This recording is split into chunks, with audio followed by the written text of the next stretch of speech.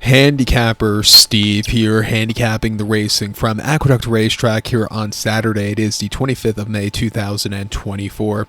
Gonna look the 7th race from Belmont the Big A, but before I get on to that, remember to please follow me on Twitter at Horse Racing Kid 5 for more selections for race courses around the world, and I mean it, around the world. Let's look at the 7th race, local prep race for the Belmont Derby, coming up in about 5-6 weeks' time. It is the Pennine Ridge Stakes. It's a Grade 2 event going for a $200,000 purse, race for 3-year-olds here. Field of 7 horses going 1,800 meters or a mile and 1/8 on the outer turf course. Gonna take the 1-horse White Palomino as a top selection. Let's go 1735 in the superfecta. 1735 Super, top selection of 1-horse White Palomino. 3-year-old colt by Kitten's Joy here. Chad Brown trains. Flavia and Pratt gets to mount. The horse's most recent appearance came the 6th of April, Keeneland, mile 3/16 on the lawn and a main special weight 99,000. Took him 2 starts to break the main, but he did it that day quite easily. Winning by 2 lengths that day. He stalked all the way around the race course. He got up there in the perfect turn of foot. Had a perfect opening. He quickened up nicely, and he got the job done. 74 Buyer, that was a very good run. Stepping up in class, it is for the division. I think it is a deep class of horses, and I think he could, he could get the trip to win. He has that forwardly pace that I think will do good on this turf course. Turf course should be quite firm for this Saturday program.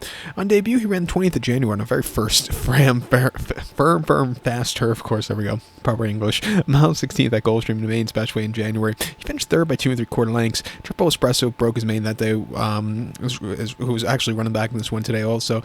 Ran terrifically. This horse, he had a little bit of inside poster early on. He swung out wide late. He got a little bumpy at the lane. I think he needed the race for the experience. Since the last run, he's training quite nicely at Belmont. I think he's sitting on a very good run. I'm going to use him on the ticket. You can't throw out the 7-horse Triple Espresso. I start my day with a double espresso every day.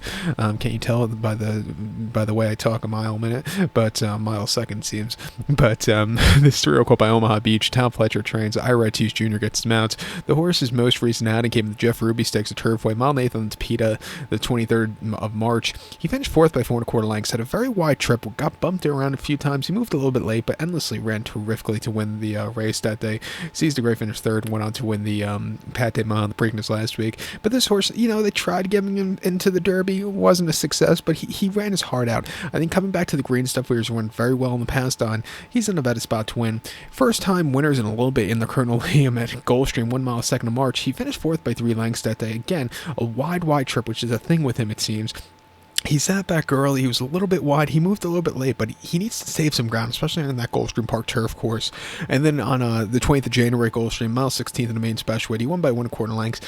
He was facing winners before that already, but they need to find him a win. He got it that day. He sat back early. He was a little bit wide, but he got the job done. A 74 Buyer definitely wasn't the fastest race he ever ran, but it was still a very good effort. And then the main special weight at Aqueduct, mile 16th on the outer, 11th of November. He finished 3rd by 5 3/4 lengths. Again, a very wide post track. He just couldn't waking up late, but he ran a 5th in the Pilgrim locally against a Gate Road, and then ran a decent 2nd in the Kitten's Joy Stakes at Colonial in September as still a freshman outing for him. Refreshing here, I think he could win. I'll use him on the ticket, and even the 3-horse Risk Tolerance here for Chad Brown and Manny Franco. His race on debut in April wasn't bad at all. I think that was a very fast race with a very good post draw. He gets a very good post draw here today.